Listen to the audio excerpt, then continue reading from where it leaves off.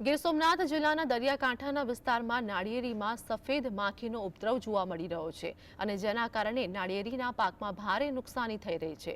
તો જિલ્લામાં અન્ય પાકની સાથે સાથે નાળિયેરીના પાકનું વાવેતર પણ મોટા પ્રમાણમાં જોવા મળે છે, પણ છેલ્લા કેટલાક વર્ષથી નાળિયેરીના વાવેતરમાં પણ સફેદ માખી નામના રોગે ખેડૂતોની ચિંતામાં વધારો કર્યો છે। શિયાળાની ઠંડીમાં સફેદ માખીની વૃદ્ધિના કારણે નાળિયેરીના 60 પાકને નુકસાન થયું છે, જેથી ખેડૂતોને મોટો ફટકો પડ્યો છે। આ લીલાછમ નાળિયેરીઓના દ્રશ્યો છે ગીર સોમનાથ જિલ્લાના। ચોરવાડથી લઈ અને કોડીનાર ઉના સુધીનો વિસ્તાર એટલે લીલીના ઘેર। દરિયા કિનારાના આ વિસ્તારમાં નાળિયેરીના વૃક્ષો એ તેમની આગવી ઓળખ છે, પરંતુ લીલા નાળિયેરનો ગઢ ગણાતો ગીર સોમનાથ જિલ્લો હવે લીલા નાળિયેરની સુરક્ષા માટે લાચાર બન્યો છે। નાળિયેરીનો પાક લેનાર ખેડૂતો હેરાન પરેશાન થઈ ચૂક્યા છે। જિલ્લામાં છેલ્લા 4 વર્ષથી નાળિયેરીમાં સફેદ માખીના ઉપદ્રવથી ખેડૂતોની ચિંતામાં સતત વધારો થઈ રહ્યો છે, જેમાં પણ હાલ શિયાળાની શરૂઆત થતા સફેદ માખીની વૃદ્ધિ થતા નાળિયેરીના 60 થી 70% પાકને નુકસાનથી ખેડૂતોને ભારે ફટકો પડ્યો છે। ઠંડીની સિઝનમાં ફૂલ વધી જાય છે, સફેદ માખીનું ઉપદ્રવ છે, એની કારણે નાળિયેરી પ્રોડક્શન આપતું જ બંધ થઈ જાય છે। હા, બિલકુલ સફેદ માખીના અહીંયા અત્યારે ઓલરેડી ટાંકા ચાલુ કરી દીધા છે દવા છાંટવાના। 1500-1400 રૂપિયાની લીટર નિયોલિસ દવા આવે છે, એ અમે છંટકાવ કરીએ છીએ ને બહુ ઘટાડો આવી ગયો છે નાળિયેરમાં। બહુ અત્યારે હું તમને એમ કહું કે 50 વીઘાનો બગીચો છે વડાળામાં, એમાં 1000 નાળિયેર નથી નીકળ્યું અત્યારે ઓલરેડી। 50 વીઘાનો 2000 નાળિયેરી છે, એટલું પ્રોડક્શન ઘટી ગયું છે।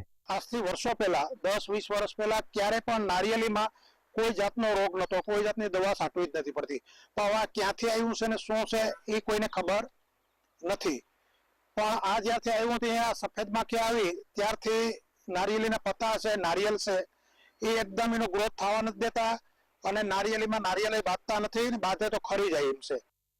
છેલ્લા 4 વર્ષથી ગીર કાંઠાના વિસ્તારોમાં નાળિયેરીમાં સફેદ માખીનો ઉપદ્રવ પણ જોવા મળી રહ્યો છે। નાળિયેરીમાં જોવા મળતી સફેદ માખી મુખ્યત્વે યુરોપના દેશોમાં જોવા મળતી હતી, જેનો ઉપદ્રવ હવે ગીર કાંઠાના વિસ્તારમાં જોવા મળી રહ્યો છે। સફેદ માખીને નાળિયેરીનું કેન્સર પણ કહેવામાં આવે છે। એક વખત સફેદ માખીનો ઉપદ્રવ શરૂ થાય ત્યારબાદ નાળિયેરીને બચાવવી ખૂબ જ મુશ્કેલ બની જાય છે। આ સફેદ માખી પુષ્કળ પ્રમાણમાં નાળિયેરીના ઝાડના પાન પર બેસી અને ચીકણો કાળો પદાર્થ છોડે છે અને આથી પ્રકાશ સંશ્લેષણની ક્રિયા અટકતા પાન ખરવા લાગે છે અને નાળિયેરનું ઉત્પાદન ઘટે છે। સફેદ માખીના ઉપદ્રવને નાથવા જે રાસાયણિક જંતુનાશક દવાનો ઉપયોગ થાય છે તેને કારણે પણ નાળિયેરનું ઉત્પાદન ઘટી રહ્યું છે। કૃષિ નિષ્ણાંતોના મતે રાસાયણિક દવાઓને બદલે જો લીંબોળીના તેલનો સ્પ્રે બિવેરિયા બાજિયા અને ટ્રાઇસોપાના 1 હેક્ટર મુજબ મૂકી અને ટ્રેપ લગાવી સફેદ માખી પર કંટ્રોલ કરી શકાય છે।